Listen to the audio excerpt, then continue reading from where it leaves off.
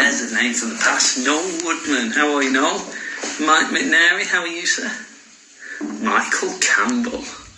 Great golfer. That might be 2 US Open winners on in a minute. Michael Campbell and Alison up here. Jamie. Noel, how's your back, son? Richard, how's your head tucked?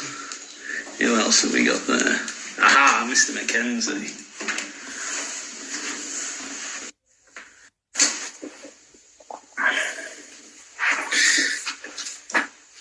Second US Open winner, Alison Nicholas. First one, Michael Campbell.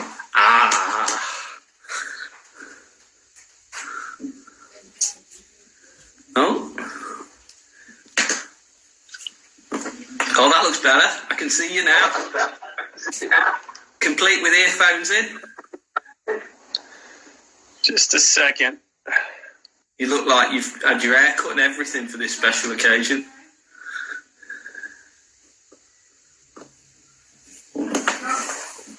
There we go. Now, we're going to have a treat today, aren't we? Because when you do these Instagram things, you look right-handed. Yeah, perfect. So everything you do today is going to look normal. Normally, every time I watch his left-handed, I have to go, wonder what Sasha would look like right-handed. Today, Sasha's going to be right-handed. Eh? Absolutely. Couldn't be better, could it? Couldn't be better. So how are you? How's isolation? Or are you already isolated where you are? Yeah, exactly. Nova Scotia, small town, is pretty quarantined on a regular basis. But no, it's been different for sure. Homeschooling 3 kids is a challenge. 4, 7, and 9. So lots of different activities going on. That's awesome. Well, we're on Easter break from the homeschooling at the moment. So 2 weeks do some work. Next week it'll be back to homeschooling for us as well. So that's an education in itself. Yeah. That is an education. So this is it. I've waited a week for this, you know. I've waited another week because I misread the message. Sasha's going to be here on Thursday. No, he's not. He's going to be here next Thursday. I'll give him another week to prepare himself for what's going to hit him. That's what I needed. I'm ready. You know what? I thought, let's talk, Sasha, about the research you've done in golf. Because I've talked to all these different people and tried to talk to people from all different angles and spectrums of what they look for or what they see. And I always think, when I think Sasha, I think hands and torques and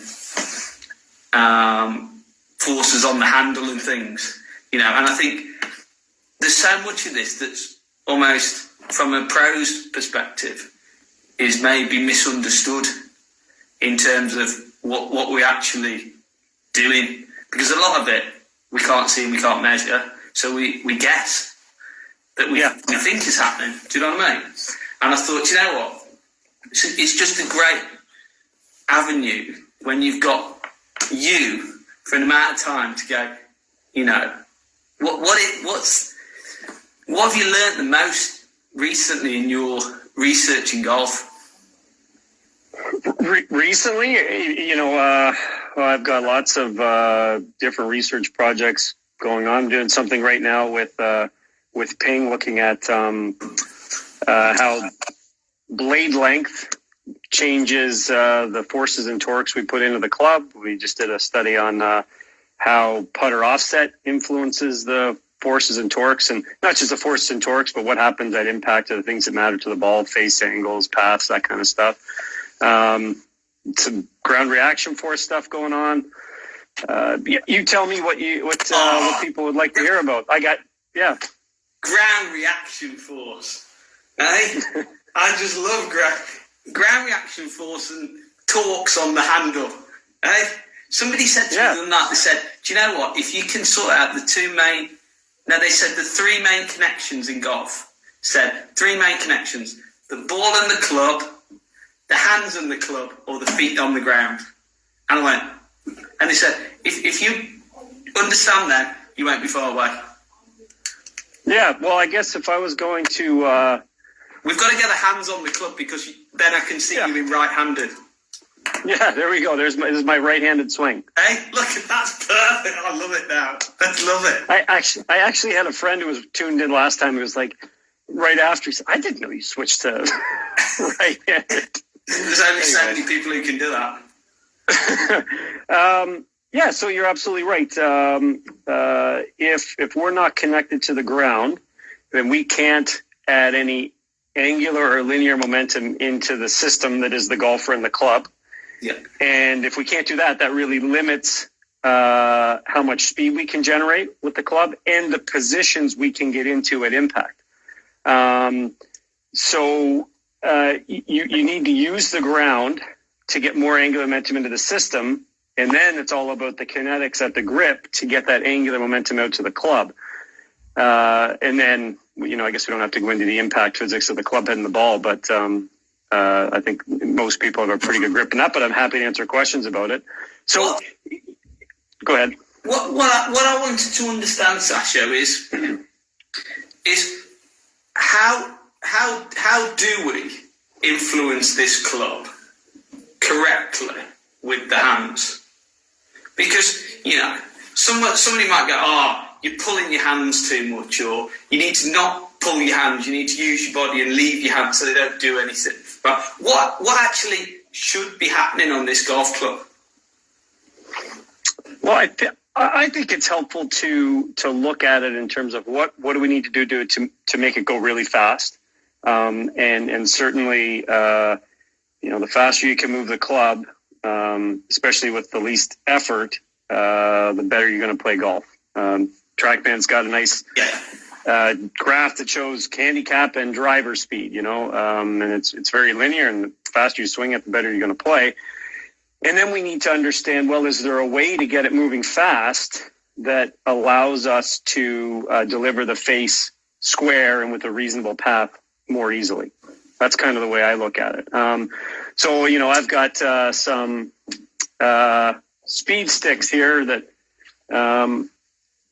I use where I can swing it, and I don't really care about where the face is pointing, and that's just all about speed generation. But then when you have something that has a very specific direction that needs to meet the ball, that's where you kind of have to adjust.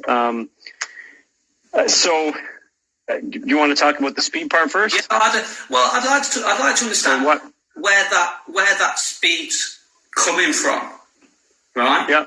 Because if I remember somebody telling me about, I think it might have been someone like Jim Furyk and Rory McIlroy as an example. And the concept was that, both Jim Furyk and Rory McIlroy's, let's say, progression of speed on the downswing was very similar. But Rory McIlroy created a much more dynamic burst of speed early on in his downswing. Would that be accurate? And then that speed at the ball was obviously then a lot quicker. Well, I like to look at things from a cause and effect standpoint. So instead of things that are correlated or associated, let's talk about mechanical equations. So I know that this produces a certain effect. So I'm going to throw out some big words, and you can be the person who helps clarify or back me up. How's that sound? That sounds great. Can you see me okay? Brilliant. Right out. Okay. Perfect. Right. Awesome. So let's take it to a level where people can relate. So if I'm hitting I got pitching wedge here. If I'm hitting some wedge shots, and if someone said, all right, hit 150 yards, and you noticed how I moved the club, and then, okay, that was a 50-yard wedge shot, and then said, okay, we'll hit that 75 yards. So now I need more speed, and I can do it. Everybody can go from 50 to 75 yards. Well, what am I going to change about how I'm moving this club? Well, I'm probably going to move it back a little bit further. So there's my 70-yard shot. And how did I get this club moving faster? I did more work on it. So there's a way to apply Newton's laws. It's called the work energy theorem. And it says that the work you do on this club is going to change the energy in the club. And there's a perfect correlation between the energy in the club and how fast the club head's moving. There's no way that this club can have more kinetic energy if I'm swinging it like a golf club and it not have the face moving faster. Okay? Yeah. So if I do more work on this club, I get more kinetic energy and I get more club head speed. So then you can look at, well, how do you do work on the club? I want more speed. How do I do work on the club? And we can look at the point that we're applying force to the grip. And that I like to consider it the point that's kind of in between the two hands, about 10 centimeters down from the butt of the club. The distance at that point travels in the downswing is going to determine how much work we can do on the club. And the average force that I apply to that point is going to determine how much work I can do in the club. Those two things make up linear work. And that's the biggest factor for determining speed. So if you were to ask someone to hit different wedge shots, distance wedge shots, they could move this point in the grip. Can you see that grip from there, Mike? Yeah. So literally, this is going to trace out an arc on the way down. And if I want to hit this at a different distance, I would increase that length of my hand path. Yeah. And I could keep the same force. And that's the way most good golfers do it, right? They want to keep that same feeling of tempo. But if I'm going to try to hit this ball a little bit further from this shot, and then I'm like, all right, I want a little more speed, I am going to move that point on the grip. I'm going to apply the same force, but I'm just going to move that grip a little bit bigger distance. Yes. Right? So if I move that point in the grip a bigger distance, that's going to get me some more speed. I'm applying the same average force. Okay, so I'm doing the same amount of linear work. I could, most people don't do this, but I could move that grip the same distance and apply a higher average force along the path that I'm moving that grip. So I could go to here, but that's not a great way to hit distance wedge shots, is it? But what you're saying there is the length of the linear component is what's producing the distance.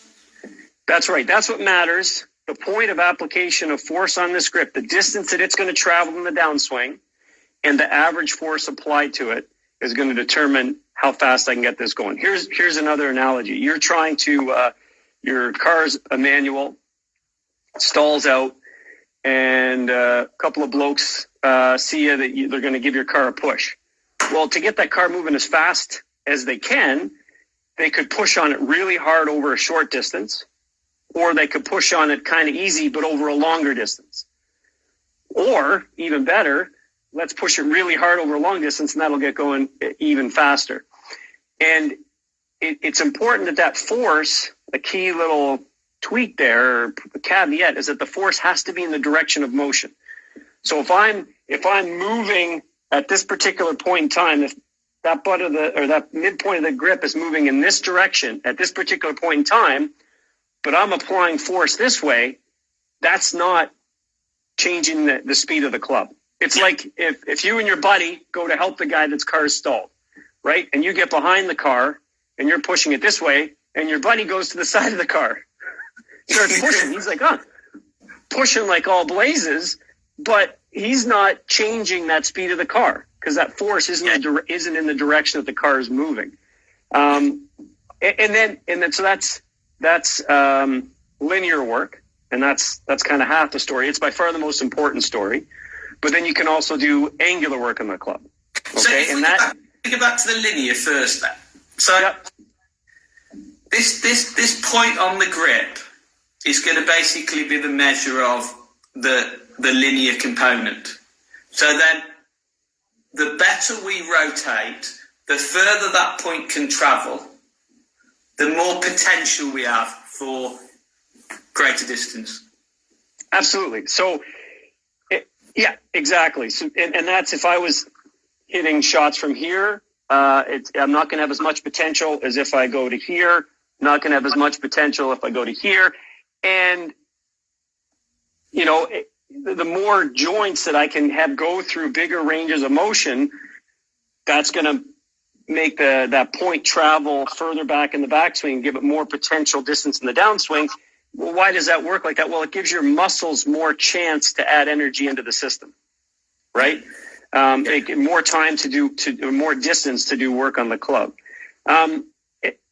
So tied into that, you could also do angular work, right? So there's the length of the hand path, the force along the hand path, but then there's also the torque you apply to the club, right? So this would be me applying a torque, rotating the club. The center of mass isn't going anywhere, roughly, but I'm applying a torque to it. And in particular, when you're talking about angular work, it's something that I call the couple. If anybody looks at my Vimeo videos, or I'm sure you're familiar with this concept of a couple, during the swing, the hands, a big portion of what the hands are doing are applying equal and opposite forces.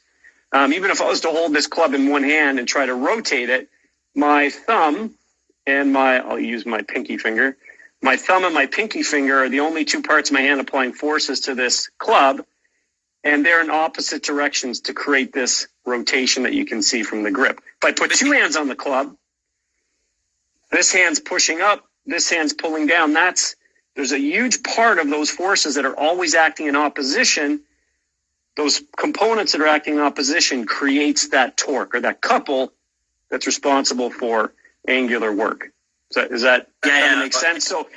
So I could also, if I was hitting distance wedge shots, and if I wanted to, I could keep my hand path the same, hand path length the same, average force the same, right? There's the ball out of the way. So keep my hand path the same, hand path length the same, force the same. But if I wanted to, instead of going to here, I could increase that rotation, right? So now I've increased the angle that I'm rotating that club through. That also gives me the potential. So, all right, I'm going to try to keep a short hand path, but, right? So that was a terrible swing, but it gives the example of, right, I've rotated that club through more distance. Or in a full swing, you could imagine you get to here. All right, that's my top of backswing of the line. Or I could, can you see the shaft okay, Mike? Yeah. So I could stop here, or I could add wrist cock and go to here.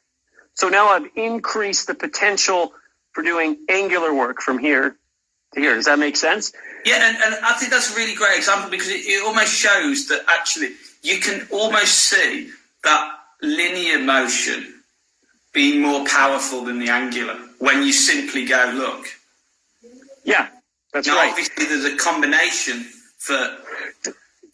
In the research that I've done, if you look at, I looked at 80 golfers, 80 amateur golfers from plus handicaps to 15 handicap. And if you want to say, okay, well, why is this player swinging at 120 and why is this player swinging at 95? The amount of club rotation, so whether you go from here or here, right? My hand path isn't going to increase in length, but I've increased the amount that club's going to rotate through. It has very little ability to discern differences in club head speed. So if you got a 120 person and a 95 person, odds are those speeds aren't different because of the angle the clubs were rotating through. So if you have a choice I want to get the club to parallel from here, I can do it in two ways. I can do this. There, hey, the club's parallel. or I could...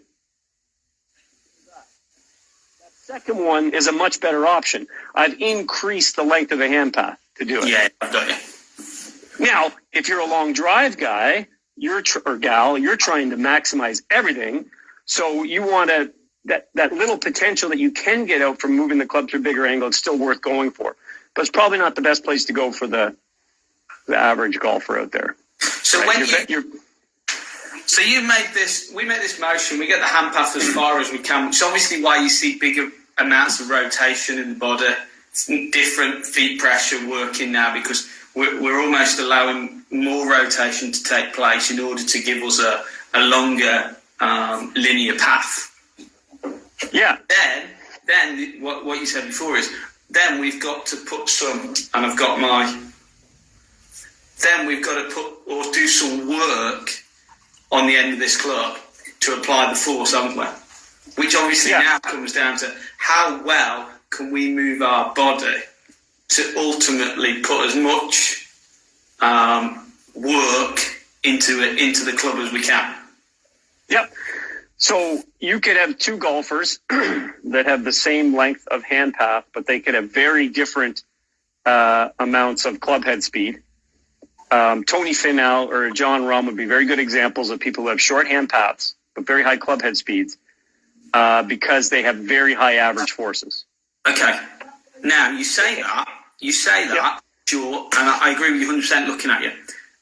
But if the length of their arms is greater, does that mean the hand path could have gone the same distance as somebody shorter whose hands have travelled further? Yeah, for sure, 100%. Because Tony Finau's a big guy, isn't it? Yeah. You know, And I guess I should be saying Tony Finau has a lot of potential to increase his club head speed because his hand path is short. Yeah. But that's a better way to put it. The biggest factor is that average force, and just to get into the body stuff, one of the easy things to look at to say, okay, well, how do I increase the average force I'm applying to this grip point? Easy, the average person knows, just say, yeah, no, duh, I want to apply more force to get something moving faster. But to me, a big thing comparing an amateur to a professional is the transition sequence, or a high club head speed player to a low club head speed player. If you want to apply a higher average force to the grip, then you want to get the lower body rotating first, upper body rotating. I like to see sequential stretches across the joints in transition. Because Dana was touched on it last week. We were talking about speed and power, and that was one of the things. And I also saw a video of Quan talking about some three-dimensional stuff, and he was looking at the way the body stretched on the way down, almost through the core, in order to be able to move in the right way. So that it wasn't I need to put more work in this club, so I'm going to pull it. It was almost they swung the club back all the way up to the top here, and then because he moved properly from the top, it almost looked like his body and his club head were the last thing to move. Whereas, in a strange way, I think, well, if I want to put more work into this handle, one's going to pull it harder, and it's not that, is it? No, it's definitely not that. I guess a simple way to show that, there's lots of analogies, but it's a lot easier to get the big muscles moving the entire system. So if I get that lower body rotating, I want the muscles in my legs to be able to get some energy in the system that I can get out to the club. If I keep my pelvis rotated in the backswing and I turn my torso first, this is a very challenging position to get my internal and external obliques now to contribute, right? They can't push, they can only pull. Muscles can only pull. So can you kind of see that I'm still, my pelvis is still rotating? Yeah. So by doing this, that can't get out to the club, right? It can't get through this. So, but if I do this before I turn the torso, now that you can see you can see how it can get out to the club. But if I do this now, that's not going to be a very helpful way to get it out to the club. That's one way to explain it. So how do those stretches work? I know that's probably a really technical question. When we talk about the way the stretchers move in the downswing, are they almost coming through the fascia on sort of diagonals across the body in order to make us turn? Is that what with the sort of thing we're... I don't mind thinking about fascia, but to me, it's just the muscles are the things that are, they're the things that are creating the force. The fascia can, pass. Maybe there's some people out there who think otherwise, but the muscle, the sarcomere is working to produce contraction. That's what's generating the energy that moves the body. And if you look at individual muscles, it's clear that it's helpful to have those muscles start at a high level of force prior to them trying to concentrically contract, prior to them shortening, right? So if if I can activate those muscles before they're required to shorten, that means that the force they're applying over the distance they're going to shorten is going to be on average higher. A classic example. Let's give a classic example first, and everybody can do, and it's simple to understand. I don't know if you can see, I'm actually standing on a force plate right now. I don't think you can see my feet. But if I had the force plate running, if I was to go down and squat, I'll turn this way. If I was to go down and squat, right now that ground reaction force is equal to my body weight, right? Yeah. And that means that the tension in my muscles is just sufficient to hold me, right? To that ground reaction force is trying to fold up my legs, and the tension in my legs is just enough to kind of keep it in balance. So it's a pretty low level of tension. I could sit here for a while. So if I go, right, let's jump. Here we go. I'm going to try to jump as high as I can from this position, paused. Now my brain goes, right, let's start contracting those muscles. And I started to immediately move up. The force that was in those muscles when I started to immediately move up was quite low. So the average force over the distance from here to when I take off might be relatively low. If I'm able to start that jump with those muscles already firing at a high level, if I do a counter movement, so I do a counter movement, if you did that on a scale, you'd see that scale would swing way higher than your body weight. Those muscles take time to build up tension, to generate force. Well, if I fall first, if I do a counter movement, those muscles start contracting on the way down, right? So that means that when I reach this bottom of squat position, they're contracting much higher at a much higher level than they were when I was just paused here. So now if I do that counter movement jump, if I do a squat jump versus a counter movement jump,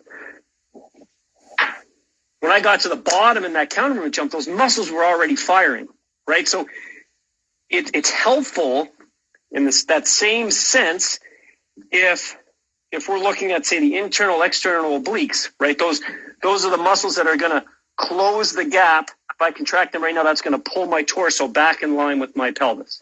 Yeah. It would be very helpful if I could get that pelvis turning, get a big stretch across those muscles so that when they started closing that gap, they were already at a much higher level. Got you. Yeah. Hence why longer hitters start to move lower body earlier to create greater range of stretch. And now, look, what people have to realize is that when we talk, most of the models we look at are tour players, right? And they're not absolutely maximizing the speed with the driver. So I always say, look, take Kyle Berkshire, right? Everything we're talking about today, he's maximizing, right? He's got great stretch at all the muscles, maximize the hand path length, maximize the club rotation. But you go, how swinging at 125 or even 130? He's swinging at 150, right? So if you get Kyle Berkshire to go out on tour and swing at 125, he could have all sorts of messed up sequences. Just like if you took the best, I'm a decent jumper, if you put me against the average person out there and you said, all right, I bet you I could, I don't know, Mike, I'm going to throw you under the bus here. But if I said, Mike, you do a counter jump, I want to see what your vertical is. And I started from a squat, my vertical might be higher than yours. Yeah. So, let's conclude that no, starting from a squatted position is going to help you jump higher than if you do a counter jump. Because look, Sasho started from a squatted position and he jumped higher than Mike. Yeah. But you know what I mean? You can't use individual examples to supersede biomechanical principles. Yeah, you've almost got to compare Sasho to Sasho, haven't you? In different formations, or doing different things. Then you could conclude that if he did that, he'd create more speed, or a higher jump, or Whereas if you compare you to me and you're stronger in your quads or whatever, then you're naturally going to jump higher than me. It doesn't matter what I do, Right. It just fits. And that's where a lot of people will resist what I'm saying and will say, no, look, Hideki Matsuyama doesn't have a dynamic transition. Well, no, and he could probably swing it with less effort and get the same speed, Or, he could swing it faster. But he swings it at 121 and he's, I don't know, one of the top golfers in the world. So he doesn't need to change that. But if he was in long drive, that would be a terrible way to go. If that makes sense. Absolutely. And Hideki Matsuyama is still getting a stretch. If you watch him, even though it's not as great as it could be, he pauses at the top. His lower body is still going before his upper body, right? Yeah, absolutely. And I mean, if I look at this, I'm talking to Jamie Sadlowski later in the week. Well, he's one of them who would have hit it double world champion long drive, hit it mile, but sometimes there must be a point where it's hard to play with because you've got too much speed. Yeah, well. Because you've got to keep it to play the game of golf. Ultimately, otherwise you should have won everything. Well, but to be fair, I think that if Tiger Woods, Jamie's he's obviously a very good golfer, plays in the Canadian Tour or the Mackenzie Tour, not just a long drive guy, but I still contend that if you have the capability to swing it at 150, you have a massive advantage at what you're doing at 120. Yeah.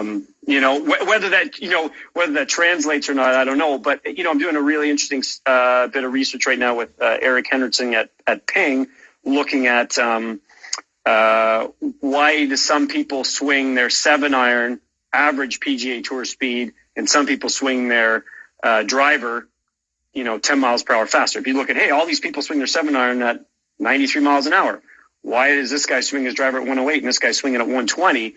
And part of that, one of my hypotheses, I shouldn't say that very, one of my hypotheses that, I'm Brooks Koepka. I can move my driver at 120 with swinging at 95%, but I can swing my 7-iron at 93 at 85%. And I have way more control. You're going to give me a wedge and you're going to say, do you want a 75% wedge shot for directional consistency, or do you want a 100% wedge shot? What's the first thing people do when they get into a dead headwind? They're not going to swing harder. There's, maybe multiple reasons for that. But in general, the speed accuracy trade-off, less effort usually means you can be a little bit more accurate, and when we're talking there about producing something that's efficient, we are, ultimately it's going to fall down to the sequence, isn't it? That allows for all the muscles to fire at the right time, or the pressure to move at the right rate. Yeah, and personally, I think efficiency is interesting to talk about in golf, and I throw it out from time to time. It's probably not the end all be all. It's probably a very low on the priority list of principles. The only thing that I would say is that there's an argument to be made that if you can generate a certain level of speed with less effort, you're arguably more repeatable. Yeah. But that's just a general thought. And in the end, if like someone like Webb Simpson looks like he's swinging very effortfully, right? He looks like he's maxing out there. He's been pretty hot lately the last 5 or 6 months, and it doesn't, he can still do it. But I would still rather probably be Tony Finau and swinging my driver at 80% of what I can. Oh yeah, absolutely. Maybe 90. Well, I think it was shown earlier in the season when he was giving it 95% and he was blowing it. Yeah, it was 130 or something. You know what I mean? And doesn't necessarily need it at this moment in time to be successful. I'd love to go out in the course and play with a 100-mile-an-hour driver swing. Wouldn't you love it? What would be amazing is to actually be inside Tony Finau's body and feel what it feels like to hit it that hard. Eh? When your hands are only getting to your trail hip height. You'd just be like, that's just unbelievable, isn't it? Unbelievable. Somebody's just put 140 mile an hour, 205 ball speed, Tony Finau. Now, Sasho, here's the big one. You know it's coming. Yeah. Shallow in the club. Yeah. Right? Somebody's already put on here shallow in the club. I saw it earlier. I thought the question's going to come up. Shallow in the club. Do we need to shallow the club? No. No, you don't need to shallow the club. Are we becoming a generation of everybody's got to shallow the club? You don't need to shallow the club, but it's like saying not everybody needs to exercise more. But if you had to pick the average person out of a group, you'd say you could probably do with a bit more exercise. Yeah. Hey, maybe you'd point at someone who's a marathon runner and say, hey, you should probably cut back. But the odds are that more amateurs could benefit from shallowing than not. But I know what you're getting at is my research talking about where the center of mass is relative to the force, and can that be a good thing in the golf swing? That's what you're getting at. I think there is a misconception with shallowing, and also we can get too shallow. So it's controlling the mass of the club in transition so that it works relative to the hands in the right way. Yeah. So go ahead. So in Sasho's research, what is the right way? What actually happens to shallow the club? And how do you make sure, Sasho, that when if that's something you were doing, shallowing, how can you make sure that it's shallowing at the right time? Because there's a time frame, isn't there, for these things where they happen. Yeah. Because if I think about shallowing, sometimes it's too late. Let's back up and talk about the principles. And so if you understand the principles that are involved, then you can apply them. Yeah, perfect. Right, to get a better sense. Okay. So I had where this initially started was I had in my PhD thesis. Do we have a bit of time? I don't know. Is there any time limit on this, or are we just talking? No, we got about 20 minutes. Okay. I made we can do this in 20 minutes. Were there any other topics, or this is the big one? No, this is the big one. We're going for it now. Okay. So I made a four dynamics model, a mathematical model of a golfer swinging a club to look at the influence of shaft stiffness. It was a very simple model. It could rotate the torso. The arm could come off the torso. It had, all the radial deviation. And it also had this 3D ability. This was a new thing beyond the double pendulum, where it could pronate, supinate, right?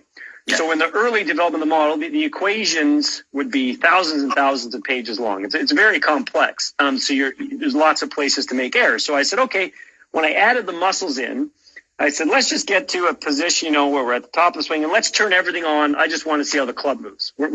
It doesn't know how to swing like a golfer. There's an optimization that happens. But I said, let's just turn everything on. So, torso would turn on, arm would come off, the wrist would on-cock, and we'd get this happening. So it kind of looks like that kind of move, right? Yeah. And then I just let it swing, and at impact, what would happen is, I don't know if you can see the face, I'll choke down on it a bit, but all this stuff happenings, and then at impact, it would do this. So that face will be pointing exactly in the opposite direction impact that I wanted it to go. And I'm like, oh man, what's going on? So looking through all this code, nothing's making sense. Because in my head, I'm thinking, look, the muscles are the dominant factor that are moving these segments. But you have also, biomechanics are called joint reaction forces, or those forces that are acting between segments. If those forces don't pass through the center of mass, we also get torques, okay? And the bigger those forces get, and the further they pass from the center of mass, the more influence they have. So that's when I realized that the location of this center of mass of the club relative to the force that's being applied at the grip is a major influencer of where this face is going to end up. And everybody can feel this, right? So if we take it to extremes, when we move slow, when the forces aren't big, you can feel it. So we know that I have to apply a force along the direction of my hand path to create speed. Now, that's not going to be the whole force, but the component is going to create speed. So if I'm making a swing at the ball, my force has to be kind of in this direction Otherwise, I'm never going to get the club head to the ball.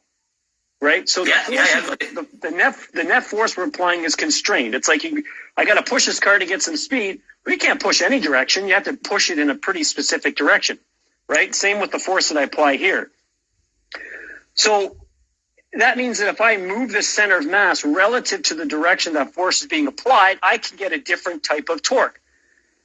If I get the center of mass kicked way out here, from this view, that's going to be producing a torque. If I apply a force in this direction, that's actually going to want to rotate the club this way. That's going to be what this is called pronation of the forearm. You don't want to be pronating the forearm late in the downswing. You want to be supinating. Every golfer has a high rate of supination at impact. That's a key component to squaring the face for every golfer. Every golfer has a high rate of supination.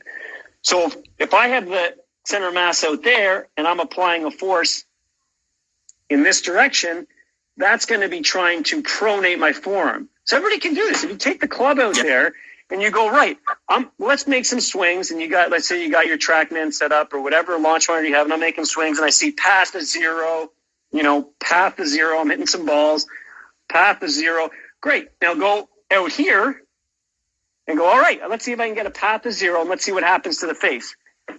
And you will hurt yourself trying to square that face, right? Yeah. So okay. If that's the force vector, bad, trouble squaring the face. This is going to be easier squaring the face. It's the same effect in the opposite direction.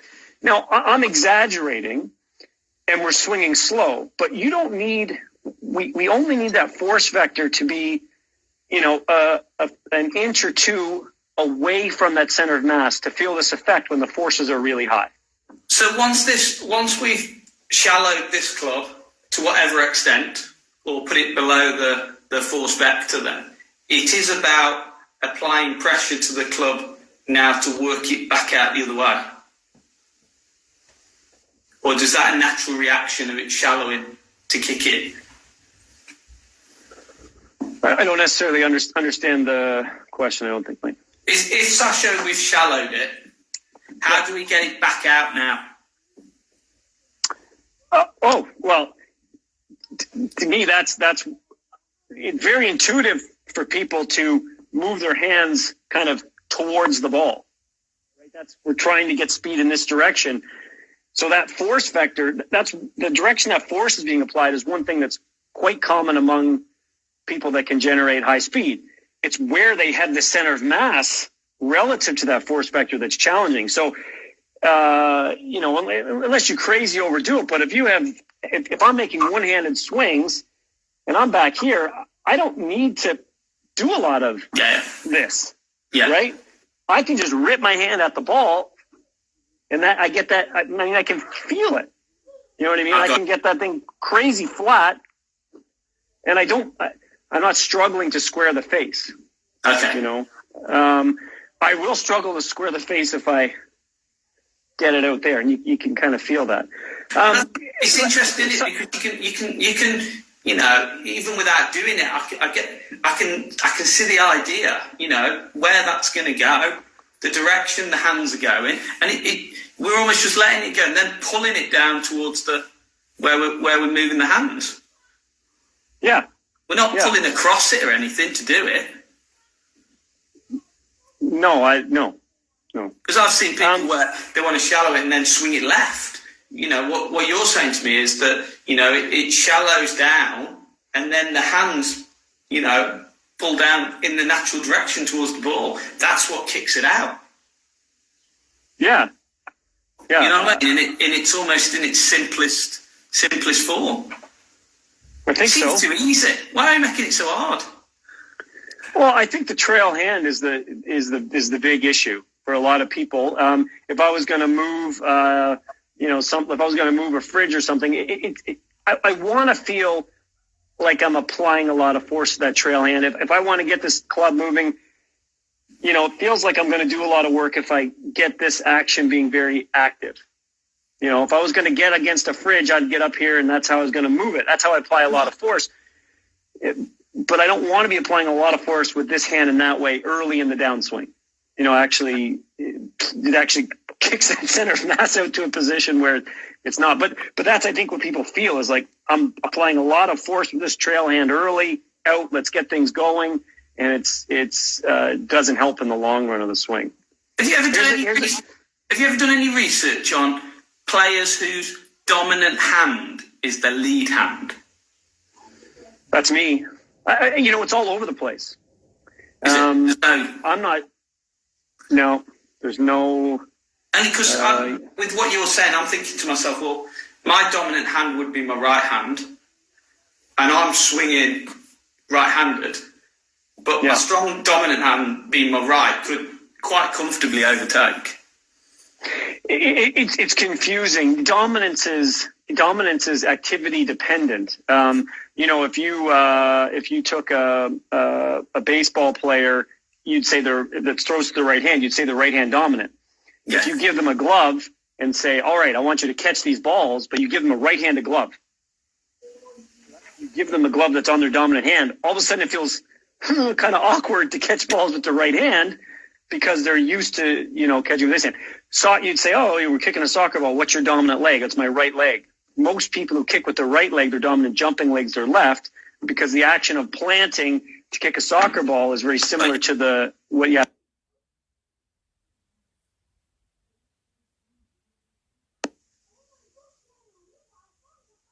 People say, well, does body rotation shallow the club? If I don't do anything, right? If I don't do anything, that club shallows, right? The fact that its center of mass is behind where I'm supporting it here with the club, it's going to shallow, right? So the reason why it doesn't shallow is because of that couple in my hands, right? I'm pushing this way. So I can have, if there's anything that adds a force out this way, right, that causes that force to go below the center of mass, that will cause it to shallow even quicker, right? That it seems pretty. I'm going to hold it at the center of mass. If something applies a force in that direction, that causes it to shallow. So, yeah, if that force gets flatter, that will cause the shallow. It seems very intuitive and obvious to me. But you might see someone that does this. Hey, well, I can rotate my body in there. It just got steeper.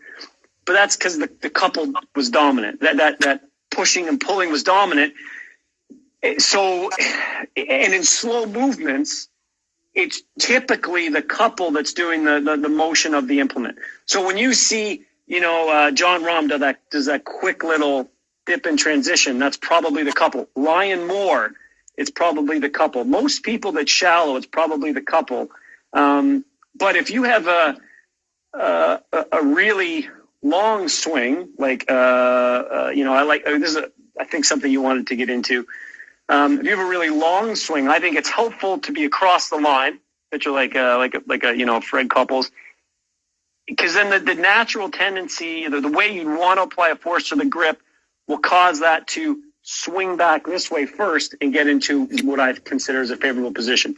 Yeah. If you have a very short swing, I think it can be helpful to finish it laid off, like Jason Duffner, right? So if I'm here, I'm going to start. I have a really quick transition, short backswing. It's helpful to be here, not across the line, because I don't have time to get that into a good position. Long and laid off can work. Deepens early. Hold it there. Yeah. But long and laid off, because now you've got more time. This is kind of where maybe if you pull down and it gets steep, now it wants to work back when you're coming into the ball. But those are just tendencies. You can manipulate all those things with that couple in your hands. And what if we sort of wrap this up and conclude it, right? I think the thing that comes to me is that the length of the path of the hands primarily is the key to distance, the length of the arc of the linear, right? It's one thing. The average, I would say, the average force is the most important. Yeah. But the most easily fixable is probably the go-to would be, hey, let's get some more distance. Let's increase the hand path length. And the reality of the shallowing is how the hands have the couple of the hands controlled the. So really, slow motion and things would probably give us a better awareness of where the mass of the weight's moving, wouldn't it? I would imagine in practice. Great in isolation because you don't see where the ball goes. Yeah. So you can actually start to play with the concept to see it work because you're not really worrying about where the ball's going. Yeah. My preference for an uncoordinated, high handicap individual who has low flexibility and not a lot of time to practice would be a Jason Duffner type swing where they finish their backswing and they have the club already in a position, where they've got a little bit of lead wrist flexion. The club is already laid off because then they just need to turn. Is it the best way to maximize speed? Maybe not, but I think it gives them the best chance to have a repeatable shot.